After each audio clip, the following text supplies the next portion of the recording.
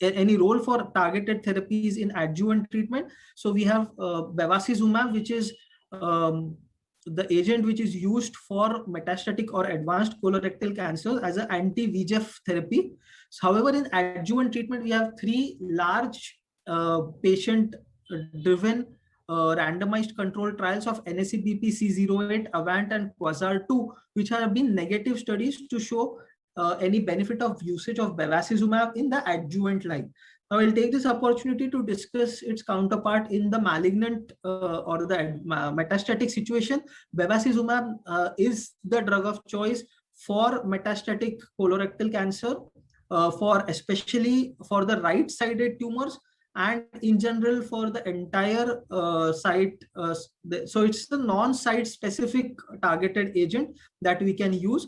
It's also not necessary that you have a RAS wild type to use bevacizumab or the other anti-VEGF therapies. So it can be used in a wide group of populations. So in my practice, most of the metastatic colorectal cancer patients do get the benefit of bevacizumab, because the biosimilars of bevacizumab are now quite affordable for the patients, and definitely there is an added advantage of OS advantage with usage of bevacizumab in metastatic colorectal cancer.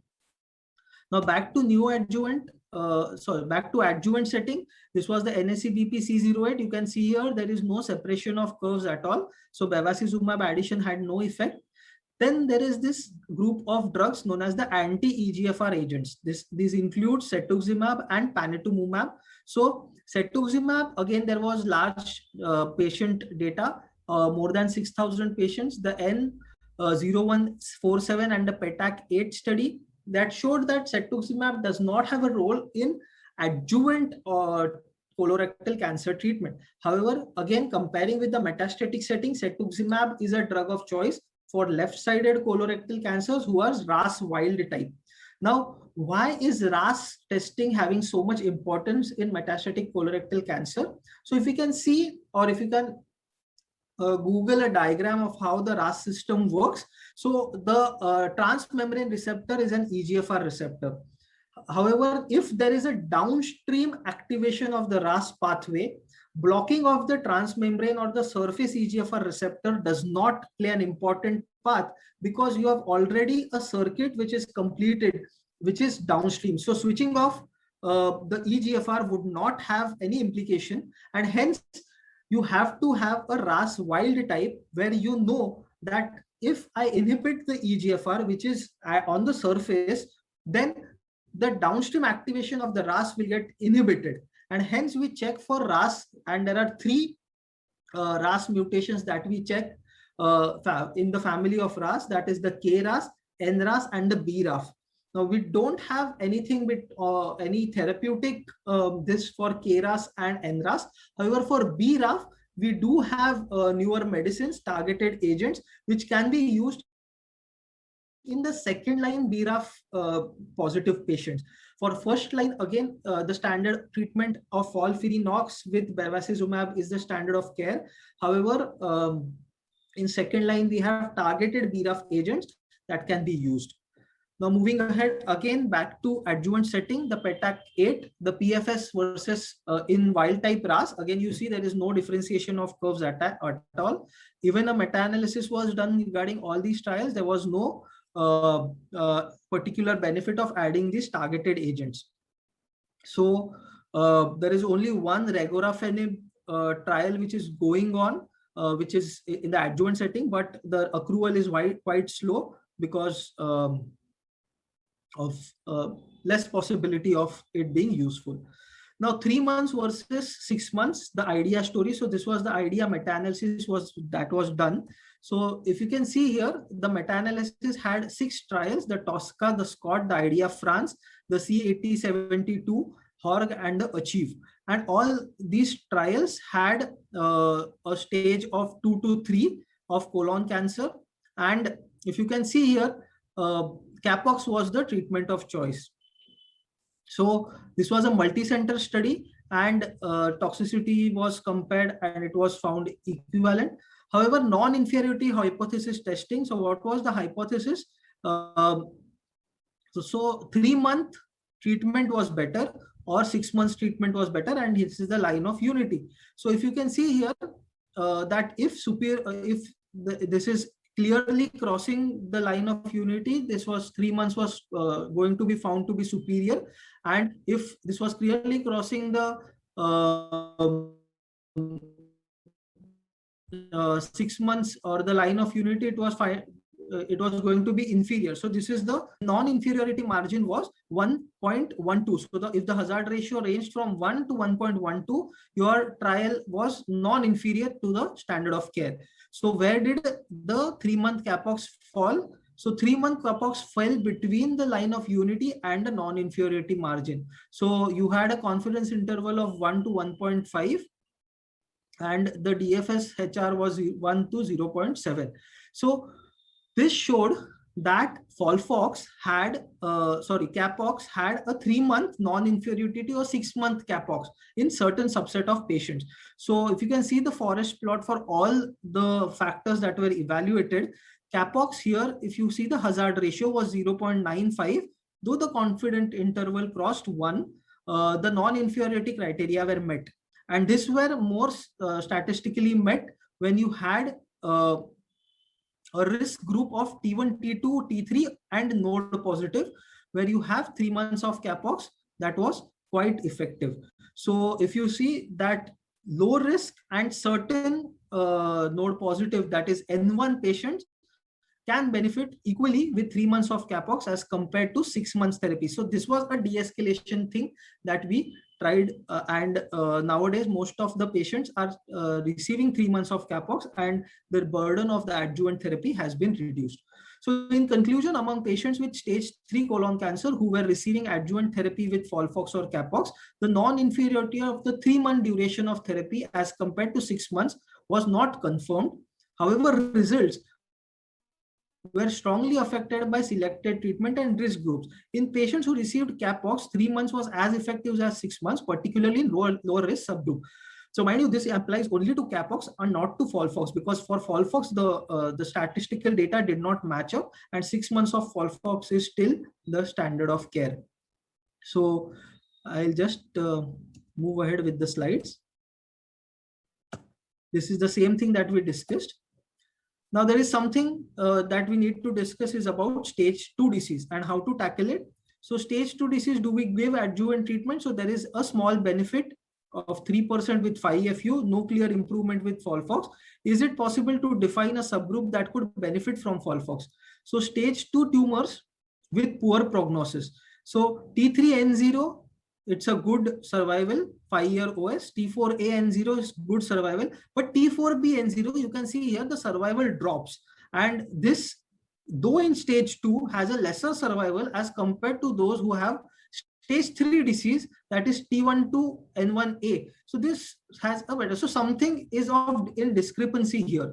So this was something that was evaluated, that whether these patients, though they are node negative but a high T burden, do they require certain additional therapy? So yes, they do. So if you can see here, low lymph nodes remains not good. So this less than 12 lymph, sorry, I think I skipped the slide. Yeah.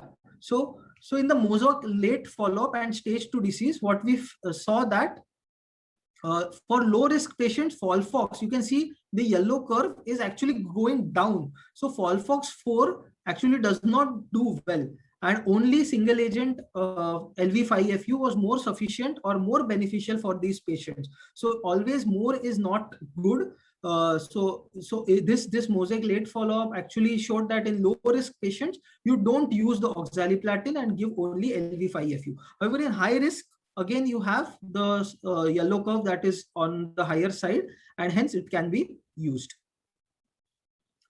Then moving ahead, low lymph nodes, again, this data was analyzed in multiple trials, and 23.3% of the patients, so the 5-year survival was 66.8. If the more than 12 lymph nodes were analyzed and the staging was done, then 69.8% was the 5-year-old survival. versus 58.7% if less than 12 lymph nodes were evaluated. So this was again statistically quite significant with a p-value of 0.001. Again, there was role of perineural invasion was used. Now there was this, as we discussed initially, role of MSI. These are very interesting Kaplan-Meier curves, where if you have MSI that is high and MSS that is microsatellite stability. If you can see here, stage 2, myself, the yellow line is surgery alone line and the blue line is with adjuvant therapy, 5FU based adjuvant therapy. So in MSI high patients, surgery alone fares quite well as compared to the blue line that actually causes more toxicity to MSI high patients. So in stage 2 patients who have an MSI high, there only surgery approach can be very suitable. In an MSS or microsatellite stable patient, again, only surgery is inferior. You can see the line goes down and the blue line is doing better than the yellow line, that is surgery alone.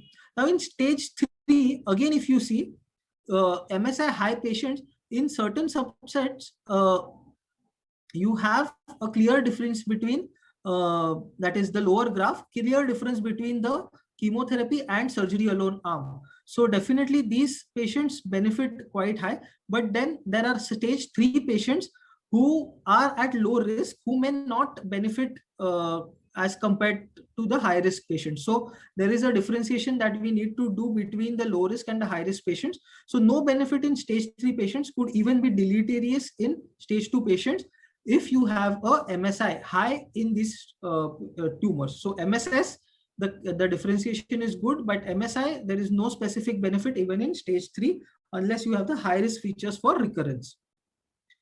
Now, there are newer modalities where we are calculating the immune score. Now, these are genetic testing done for the presence of T cells, and algorithms are used to calculate your immune score. It has a good reproducibility. It has still not come to routine practice, but this is something that we can expect in future. This was published in Lancet 2018.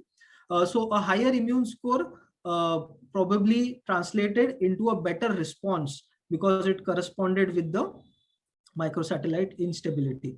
So MSI with a low immune score, you can see the graphs, the disease-free survival is not so good. MSS with low immune score, again, the disease-free survival is not so good. But MSI with a high immune score and MSS with a high immune score, they fare quite well. So this is something that we can add to our armamentarium to determine whether the tumor is behaving well or poorly. Also, we have tumor associated macrophages. So there are two types, TAM1 and TAM2. It can have a prognostic role. The best tool is IHC CD206 CD68 ratio. Still in experimental stage, something which is quite interesting if it comes up to be in routine use. So here again, you can see that a high ratio adjuvant therapy, there are certain subset that did well and certain which fared poorly. So we can choose people who are going to benefit more from the adjuvant therapy if you have a high or a low TAM score.